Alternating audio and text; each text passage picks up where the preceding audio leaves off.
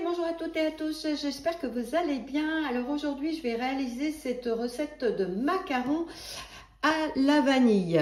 Donc là, on va commencer par la ganache. Donc là, j'ai mis 3 feuilles de gélatine à ramollir dans l'eau froide. Il vous faudra du mascarpone 240 g, 160 g de chocolat blanc, du lait, donc 160 g de lait, la vanille, donc juste les graines.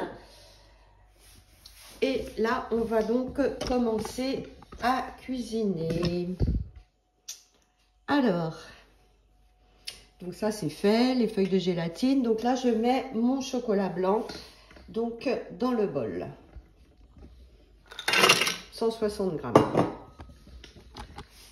Ensuite, je vais mettre le couvercle et le gobelet et je vais venir mixer mon chocolat. Donc 5 secondes, vitesse 8. Voilà le résultat de mon chocolat. Là, je vais rajouter 160 g de lait, donc du lait. Les gousses de vanille, donc les graines de la gousse de vanille.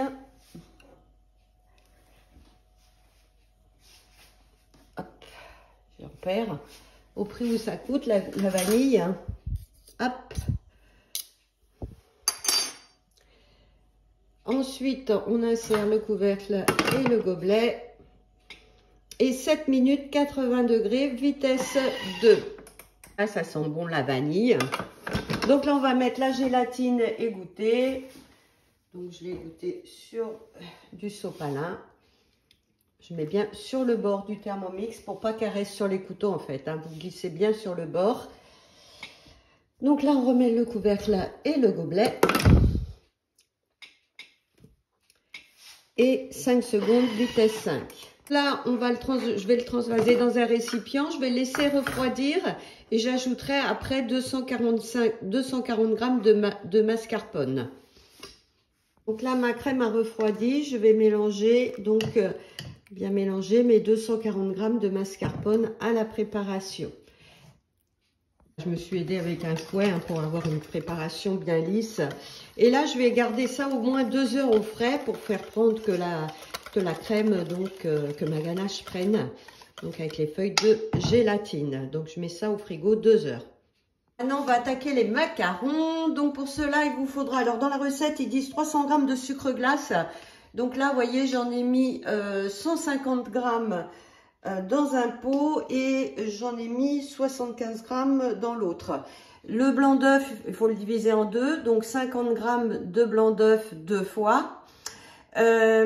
Privilégiez des blancs d'œuf qui sont déjà cassés. Moi, ça fait déjà, je les avais réservés dans mon frigo et après, je les ai mis à température ambiante parce que les blancs d'œuf, plus vous les casserez au moins 5 jours à l'avance, mieux ce sera. Et il vous faudra 150 g de poudre d'amande. Donc, c'est parti. Donc là, on va mettre 150 g de poudre d'amande dans le bol. Ma poudre d'amande. Suivant, 150 g de sucre glace, donc que j'ai fait avec le Thermomix, 10 secondes vitesse 10, je l'ai fait même avec du sucre morceau.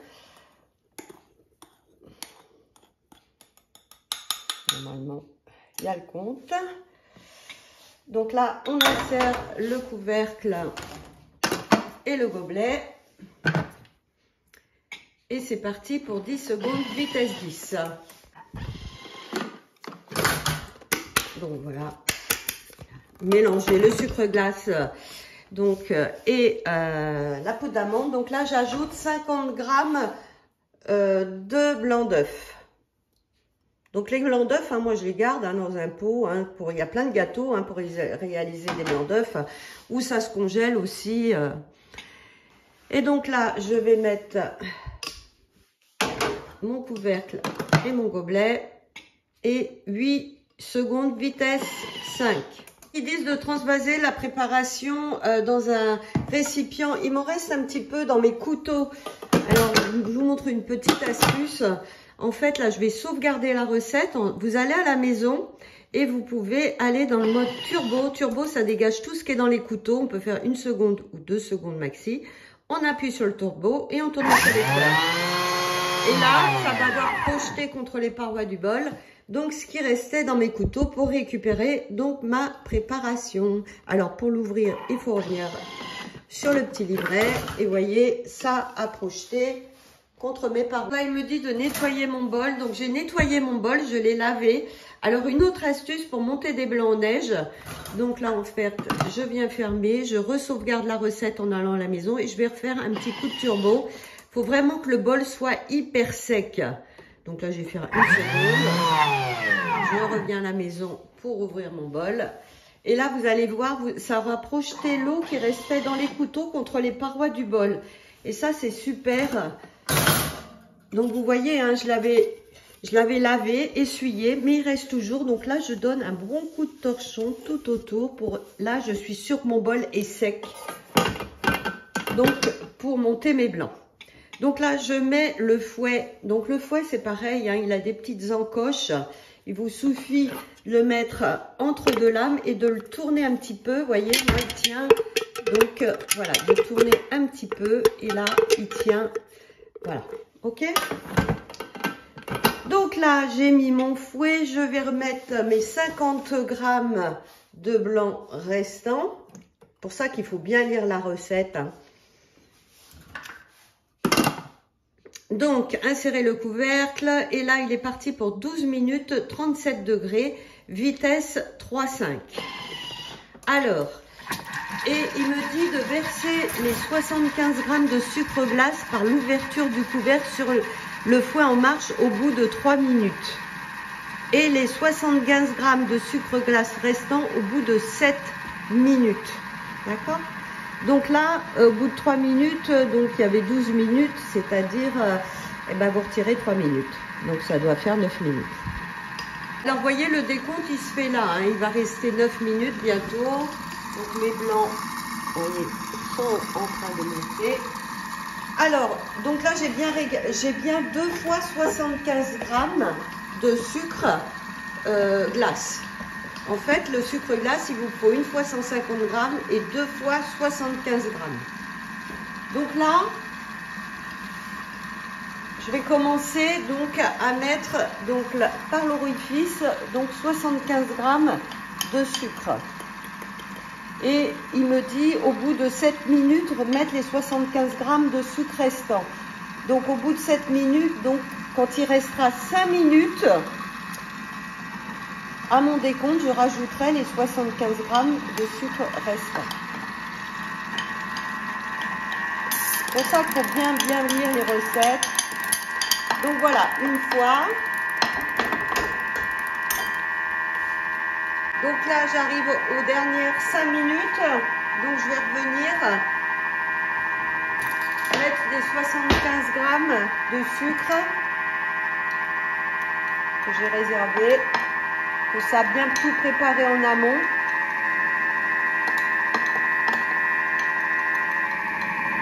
Voilà.